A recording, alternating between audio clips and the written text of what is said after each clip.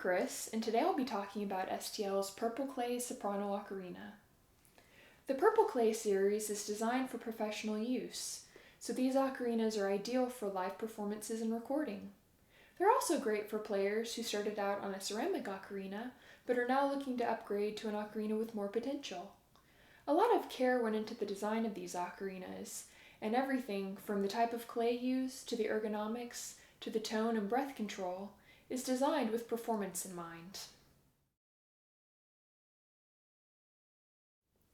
The Purple Clay Soprano is fully chromatic and plays in the key of C from A5 to F7, giving it a range of 1 octave plus 5 for a total of 13 notes. Here's the scale.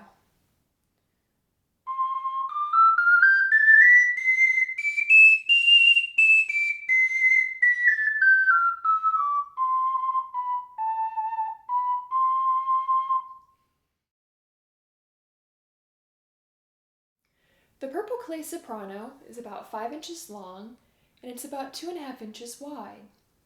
Compared with the Purple Clay Tenor, you can see that the Soprano is quite a bit smaller and lighter. It weighs 2.6 ounces, which is exactly the same as my Swiss Army pocket knife. Here they are next to each other for another size comparison. The traditional shape of the Purple Clay ocarinas is slightly modified for improved ergonomics. For example, the mouthpiece is angled forward slightly to reduce strain on your wrist as you play, which can help with those longer practice sessions. Also, there's a slight bevel around the subholes, which creates a flat surface so that you can cover the subholes more easily.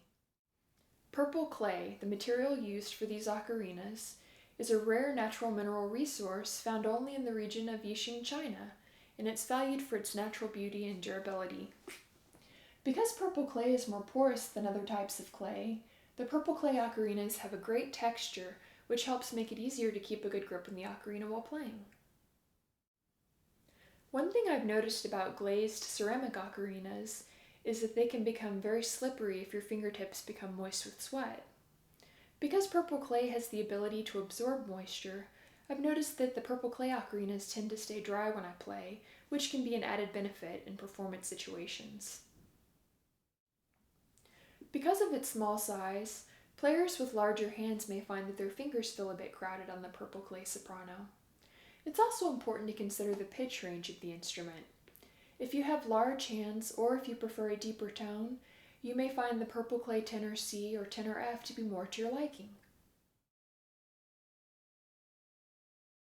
The Purple Clay ocarinas are designed to have a very dynamic sound, which I feel gives them more potential as instruments.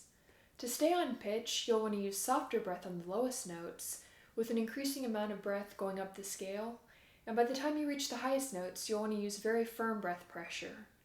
This creates a subtle crescendo effect with the volume, which lends itself to a more virtuosic performance. Because soprano ocarinas generally tend to use lighter breath than tenor ocarinas, there is less variance in both the volume and the required breath pressure between the lowest note and the highest note. This means that you don't need to reduce your breath as much to stay on pitch for the lowest notes. Because the Purple Clay ocarinas require more breath control throughout the range, I tend to recommend them only to intermediate and advanced players or beginners with previous woodwind experience. If you're new to ocarinas or music in general, starting out on a less dynamic ocarina with easier breath requirements, like the Florentine and plastic ocarinas, is probably a better choice. If you have a tendency to stick with things, and you feel strongly drawn to the look and sound of the Purple Clay Soprano, there's no reason it shouldn't be your first ocarina. This is an excellent ocarina that will grow with you as a player. What I find fascinating about the Purple Clay ocarinas is the way their tone really projects. Though they aren't particularly louder than other ocarinas from STL, they have the unique ability to sound very clear from further away, both indoors and outdoors. The tone is extremely responsive, so when you articulate a note, you arrive at the center of the pitch very quickly. As you develop good intonation, the tone will develop a very resonant quality which can really fill up an auditorium or concert hall. STL's Purple Clay ocarinas have been featured in performances by the New World Symphony and major symphony orchestras in Chicago, Atlanta, and St. Louis, including one which went on tour to Carnegie Hall. I highly recommend using the neck strap with your purple clay soprano until you can confidently play the highest notes. Even with its excellent ergonomics, you may still need to modify whatever technique you use for the highest notes to allow for the ocarina's smaller size, especially if you're used to playing tenor ocarinas. Every new ocarina requires an adjustment period as you familiarize yourself with its ergonomics and breath requirements, so it takes a little bit of trial and error to discover the best techniques for each ocarina. One exercise that can help expedite this process is to play notes or groups of notes an octave apart to help you learn exactly how much breath pressure is needed to play each note correctly in tune. Start by playing high C, B, and A, remembering to use more breath in the higher notes.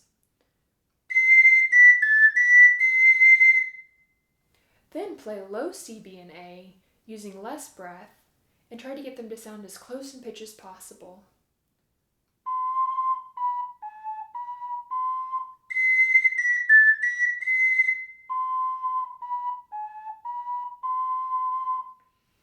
If a note doesn't match, isolate and work on just that note, adjusting your breath pressure to try to get them to sound as close as possible.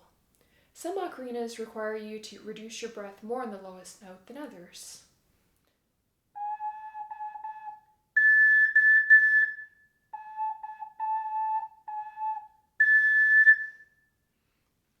When you feel comfortable doing that, you can create a combination of these notes to try to challenge yourself.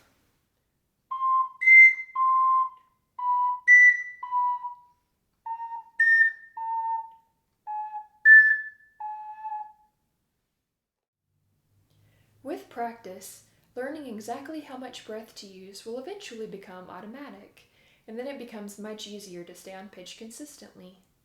Practicing this way has the dual benefit of helping to develop your intonation. If intonation is something you struggle with, you may actually want to sit down with a digital tuner to help you find the correct pitch for each note. To practice the highest notes, you can use the same technique by playing low D, E, and F, and then comparing it with high D, E, and F, again trying to make them sound as close as possible.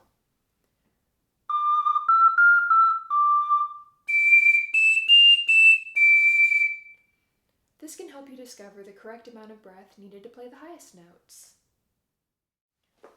The purple clay soprano is extremely versatile, so I recommend playing whatever suits your fancy. I enjoy playing Renaissance tunes and Celtic music on mine.